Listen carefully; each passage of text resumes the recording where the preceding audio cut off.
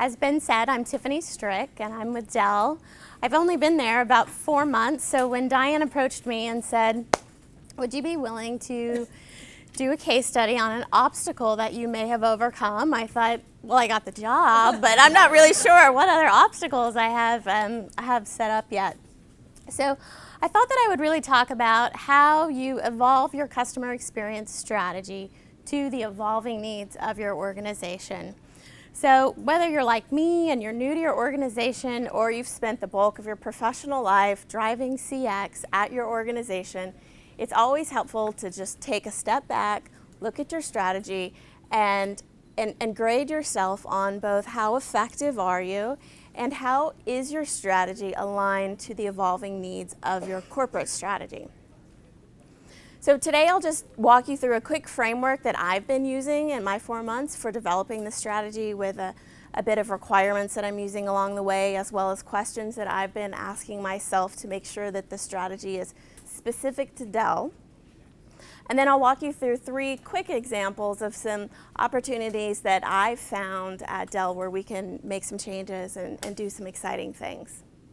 So Ben already mentioned I spent a lot of time on the supplier side, and prior to that on the practitioner side. So I really bring to this strategy development both that consulting point of view as well as the practitioner point of view.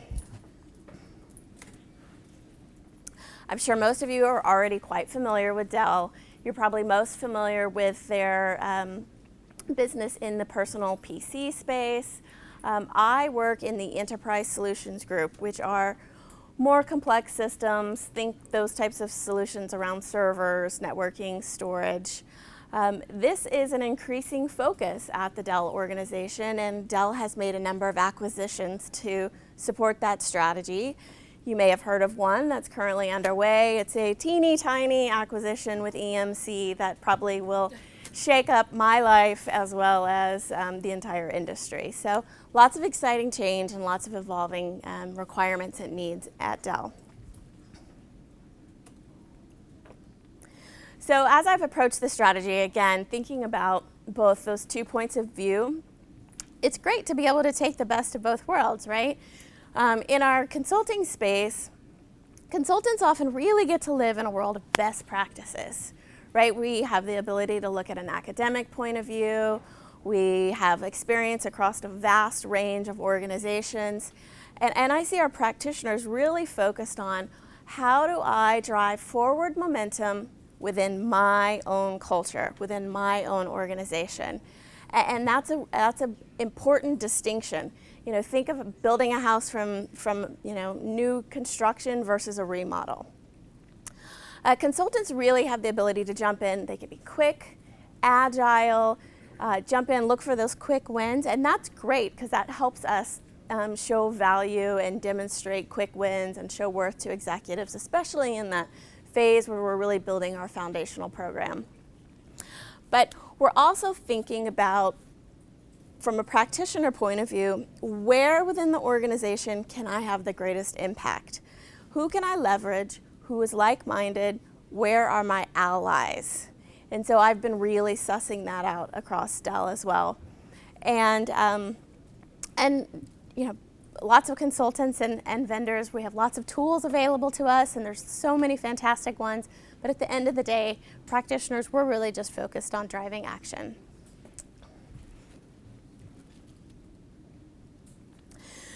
So one of those best practice frameworks that I've been using for defining my strategy is this customer experience management framework.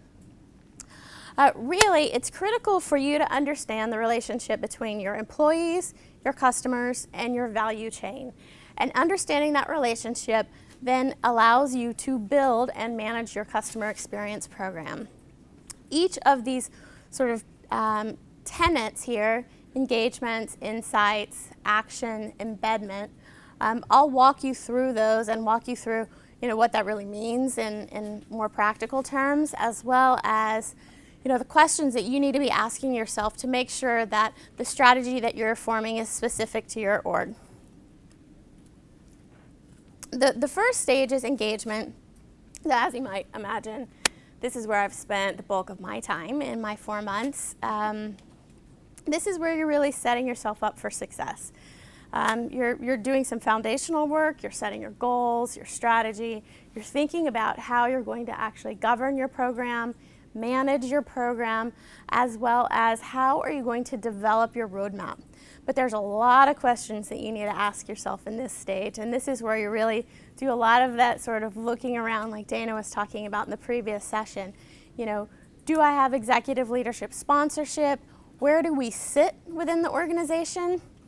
Has there been an existing CX team? How are they perceived? Have they been evaluated as effective?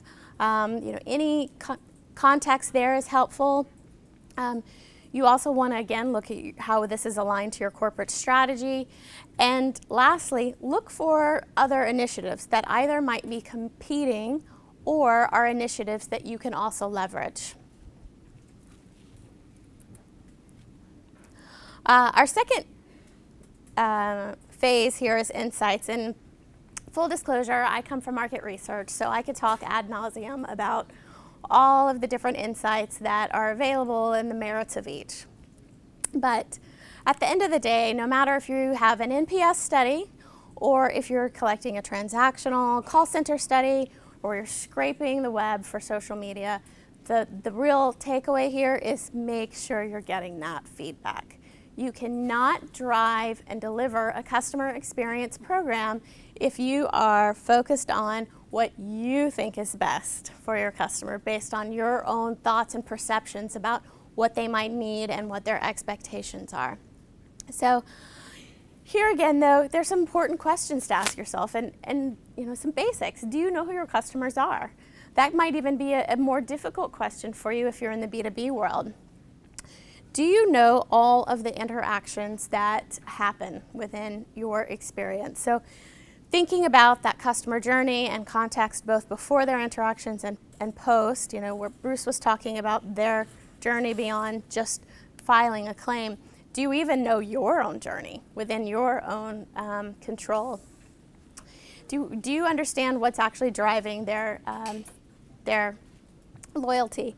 And then at the end of the day, like one of my biggest sort of offers to you or pieces of advice is that there's lots of great feedback that you can collect, and they have different roles and different merits. So you might use something in a different context. So just keep that in mind as you're thinking about how you might build some form of insight architecture so that you can then prioritize the feedback that you're getting in a way that allows you to plan your initiatives.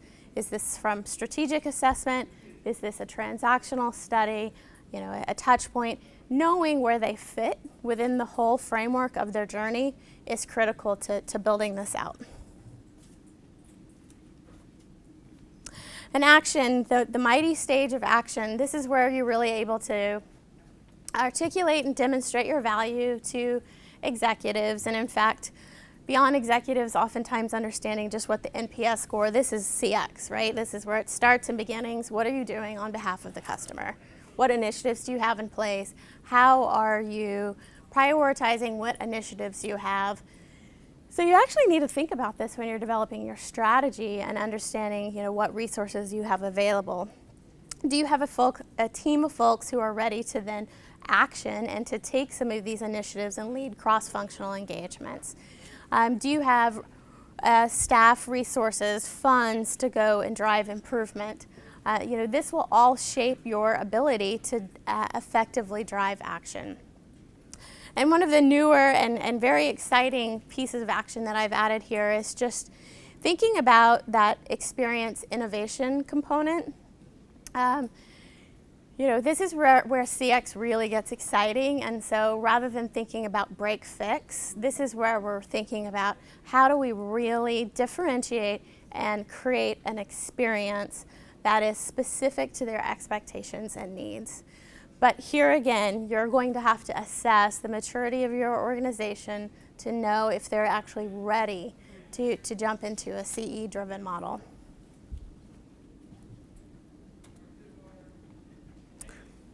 And the last stage is embedment. I saw a quote on LinkedIn. I can't remember who it was, but it said, "Culture eats strategy for breakfast." So whether or not you agree with that, I think we can all agree that we have to have our employees and our partners all engaged on the behalf of our customers. And not doing so means no traction for full transformation. So while embedment might take longer than some of the other programs, this is where you're really driving your culture. This is going to have the ability to actually transform your organization into a customer-centric. So here again, some of the requirements. How do you brand CX within your organization? What are your communication? Put on your marketing hat for embedment. And you also need to put on your HR hat and think about, how do we hire? How are we evaluating and managing our employees so that they understand their role in the customer experience? And then lastly, think about ways that you can allow and empower your employees to act on behalf of your customers. Okay, so up until now, I've been really just walking you through sort of a roadmap, and the roadmap that I also been using. But I wanted to share using that same roadmap, 3 areas where I'm excited about. I see there's some opportunity for us at Dell to do some innovative ideas, and there's still a really great program at Dell and a lot of good work that's being done, and I won't speak to that. There's a lot of basic blocking and tackling, but 3 pieces that I'll speak to today. So actually, before I change the slide, let me give you a bit of background. Remember how I talked about needing to understand where you sit within your organization? I sit in the product world. So Dell is divided into 2 distinct BUs. We have the EUC, which is the business that sells our desktops and laptops and various other personal computing devices. I sit in ESG, Enterprise Solutions Group.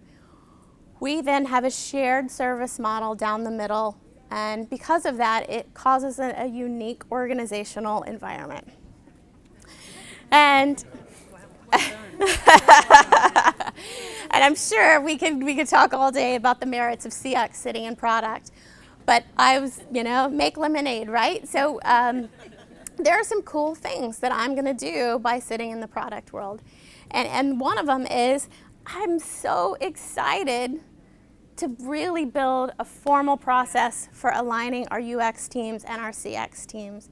If you're not familiar with UX, you were asking about it, lots of technology firms have a long history of using UX to really think about how they're going to design their software, hardware, based on the human. And I would argue that UX has a longer history of doing good design work than CX does. CX, we've got a great history of collecting feedback across the journey, but we're pretty much in our infancy in thinking about design. So I think there's so much where we can learn from them in design, and we can then funnel our insights from that full journey back into the UX for better product design. So I see it as a win-win. I'm very excited to have the opportunity to really build this out. The second piece I'm excited about is, and again, in the same vein of sort of leveraging teams that already exist, the buyer journey has long been discussed. Marketing groups have been talking and thinking about buyer journeys for a long time. They've been doing a lot of work in the roles of personas, segmentations, thinking about the roles, and I would say that they have a longer history and probably a better and advanced skill set in doing so. In the B2B world, we've got a complex set of customers. It is not a one-to-one, and I've got an example here of just a few, but there might be dozens of different various roles. And how do we define and think about our journey and the experience that we deliver if we don't understand who are the humans on the background? In the back end. Dell as a company, if I'm the end customer, I don't, Dell doesn't represent a group of 20 unique individuals. 20 unique individuals are a mix with different needs, and they're actually going to jump in and out of that journey where they might play a role at a certain portion and then jump back out and then jump back in again. And understanding how those roles drive where they interact and also their expectations helps us not only think about the journey, but then also measure for it, improve it, drive it.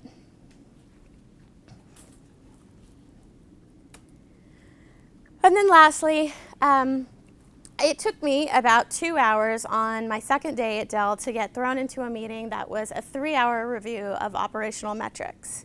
It was intense. There were so many techno acronyms. My head was blown. But the big takeaway there was that Dell is a powerhouse and a well-oiled machine when it comes to a lot of operational and internal measures that they have. And I wanted to harness that and think about how do we start to connect the dots from those operational measures to some of our customer experience metrics. We know that there's a relationship. Well, let's build it out. Let's actually build an architecture. So if we understand that our strategy needs to be how we're driving down, we also can know that those internal operational measures are oftentimes leading indicators or an early warning system, if you will. And just because we've all seen too many pyramid charts in corporate America, this is just a really small example of what this looks like. So again, purely illustrative here, but in this example, if we know that our account managers have the greatest ability to drive customer loyalty, and then we can understand then how do our customers define success with those account managers. In this example, it would be that they understand their needs and that they are proactively engaged. We then can measure that, and then we also have a number of internal KPIs that are early warning systems for us. Things like, what's our account management tenure? Do they have account plans on file of their customers? Have they had solution training where they're thinking about how to engage on behalf of the customers? Those would be the types of early warning indicators. So I'm really excited about this. We're already starting, and it's gonna be pretty big. So in conclusion, if I only leave you with just a few things today, it is, make sure that when you're driving your strategy, it's specific to your own organization and to the needs and culture and the units in place. And while I think that oftentimes CX professionals think that we need to inherently swim upstream, I think that when we don't have to, we shouldn't. I think that we need to leverage those teams who already have good processes, good cross-functional programs, and or some like-minded responsibilities that we can then leverage and work together with. You guys already all know this, but VOC needs to be front and center in everything you do. All meetings, all presentations, all stories, all need to be centered around our customers. And then lastly, build momentum, look for those wins, and have fun. So that's it for me. If anyone has any questions, let me know.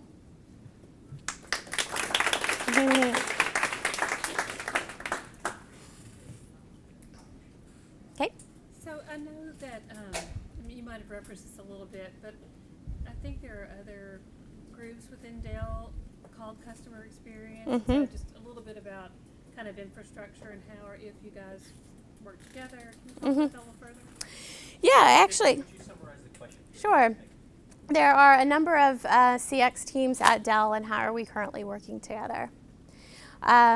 I made a joke within my first 2 weeks there that if I was in how I was going to start keeping track of how many people told me they owned the end-to-end customer journey. So, yeah. So the good news is that Dell has a rich history in being very customer serving, and we're all about it, and there's a lot of teams really driving. Because of our unique sort of organizational alignment, there are a lot of functional areas. There's a global team that oversees Dell as a brand, and then there are the 2 BUs. So if you thought about almost a square, CX sort of sits in the middle, drives out to the lines of business and then also drives into the functional areas. I think that we are about to probably go through a lot of change, though. But yeah, I think mostly everybody's really committed to working together. It's just not always understanding where, is this mine or is this yours? Yeah. Got born out of a lot of different needs over time. Probably. Yeah.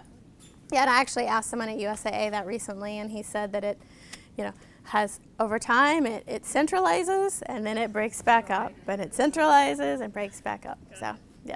Thank you. Sure. Yes? I think you bring up a really interesting point that UX has a leg up on CX in terms of design. Mm-hmm. And I'm wondering if you have any examples of where you've involved the UX team, if you've had a team to do things like your customer journey mapping, or are there other examples perhaps?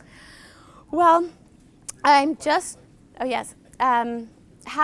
an example of how we might be leveraging our UX team internally at Dell. So a couple of things. We're very new in building out our strategy, so I'm not going to have a full example yet. I will say that our new executive director over GCX in another division comes from the UX team, so I think that we'll have a lot of alignment there. And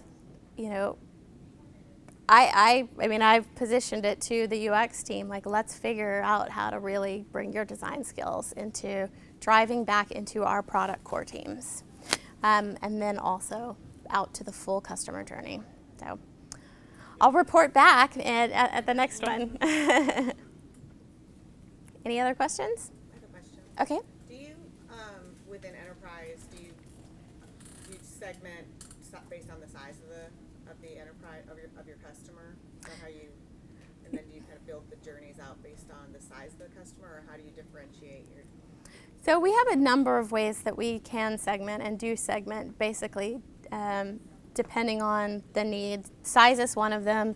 Our sales organization is largely split by size and then vertical.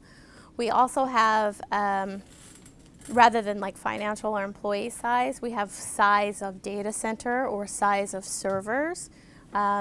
We also segment based on product configurations.